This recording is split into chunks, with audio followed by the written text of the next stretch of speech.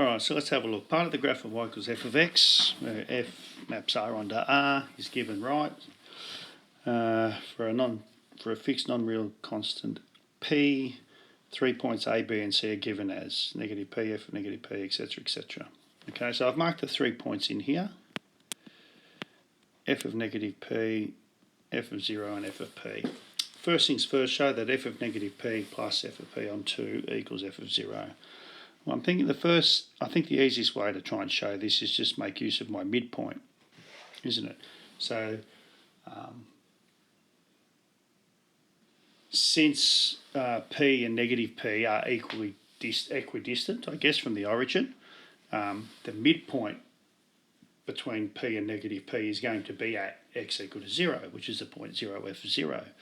So from my midpoint rule, average of the x values, average of the y values, p plus negative p on 2, f of p plus f negative p on 2. We end up with the point 0, f of p plus f of minus p on 2, which equates to the point 0, f of 0 using the midpoint. Okay, so then obviously f of 0 is equal to the f of p plus f of minus p. Alright, if p is equal to 1, specifically, show that b is equal to 0. So let's use the information from A and work out f of minus p and f of p. So if I substitute negative 1 and positive 1 into those two equations and add them, I'm going to get the a's cancel and the c's cancel, so I get 2p plus 2d. If I substitute f of 0 in, that'll show me that d is equal to 0. So 2b will equal f of minus 1 plus f of 1. Solve for b, and we get b is equal to f of minus 1 plus f of 1 on 2. Now, given from the part A, f of minus p plus f of p on 2 is equal to 0, or f of 0. And since f of 0 is equal to 0, if you substitute back into f of x, we get b equal to 0. Okay, so technically I probably should have had, undo f of 0, which is equal to 0. Yeah. Okay. Show that f of minus x, so it's going to be a similar process, isn't it? So f of minus x plus f of x on 2 equals f of 0. So again, f of minus x, substitute, initially put f of 0 in, we get d equal to 0. F of minus x gives me that expression. F of positive x gives me that expression. If I add those together, I end up with a 2bx squared. So I get f of x plus f of minus x on 2 equals bx squared. And we know that that's equal to f of 0.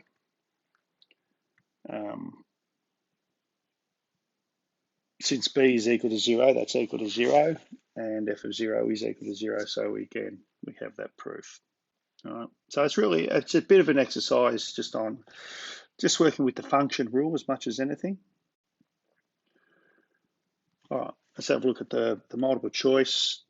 Most of these can be done really quickly on your calculator. So if we factorize,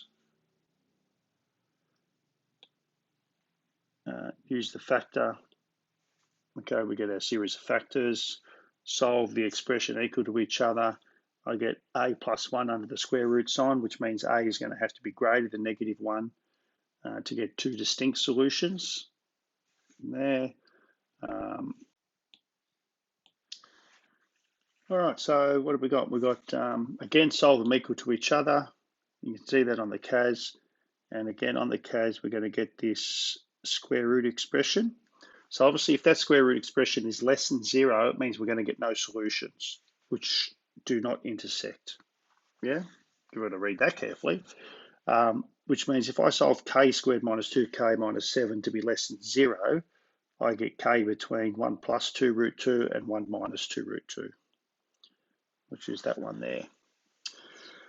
Inverse function, okay, rearrange and group. So we get 1 plus x minus cube root of x minus 2, which is really just those two. And then the difference between them is the domains that we're restricted over. So clearly the domain for the inverse function is going to be 2 to infinity. So E is the correct response there. Transformations. Again, look, you can muck around with the f of x notation. I guess I prefer to use my point form of the coordinate form of transposing it. So if I rewrite the first equation as y minus 1 equals x squared, rewrite the second equation, which is the transformed equation, so I'll use the dashes, y dash minus 5 on 2 equal to x dash minus 1 all squared. Then I can equate expressions. The y minus 1 equal to y dash minus 5 on 2, the x dash minus 1 in the bracket equal to the x, which means x dash is equal to x plus 1. I get y dashed equal to 2y plus 3. And so let's put my dash there. So I can see what my transform function is. X plus 1, 1 unit to the right. 2y is dilated by a factor of 2 from the x, and plus 3 up. Now, obviously, I have changed it. It's going to be one of those two depending upon the axes, and obviously that's been omitted. So it's updated on a correct version. So I guess as long as you've got that information there correct, well, then you're obviously going to be picking A or E, okay? Again, to find the asymptotes, well, the easiest way, type it in and get it into asymptote form. So obviously we've got x equal to 2, y equal to negative 1, which is D. Similar for question 7, proper fraction of x minus 2 over x plus 3, 1 minus 5 over x plus 3. We get negative 3 and positive 1, which again, there's a few typos in here. I suspect I've changed it to that one there. Yeah, but obviously you won't necessarily have seen the correct response there. All right. Part of the graph here, so I guess if we identify the key features, so obviously an asymptote at x equal to 1, so it's going to give me a b equal to minus 1, a horizontal asymptote at y equal to 2, so I'm going to be plus 2 up, so c was equal to 2. So if I put that information in there and then just substitute a point in to work out a dilation, we're hopefully expecting it to be negative because it's upside down, so that makes it B or E. Yeah, and hopefully we can see that should be B. Similar for A, write out what you think the rule should be. A negative 2 makes it a plus 2. A positive 1 all squared is a repeater factor, so x minus 1 squared. Positive intercept at 3 makes it an x minus 3. And if you wanted to, if you had the time, you could type it into your CAS just to make sure that that was the graph that you wanted.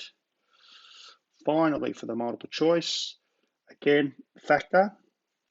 Now, what you'll find is if you just type in factor without the comma x, you might just get x out the front of ax squared minus b.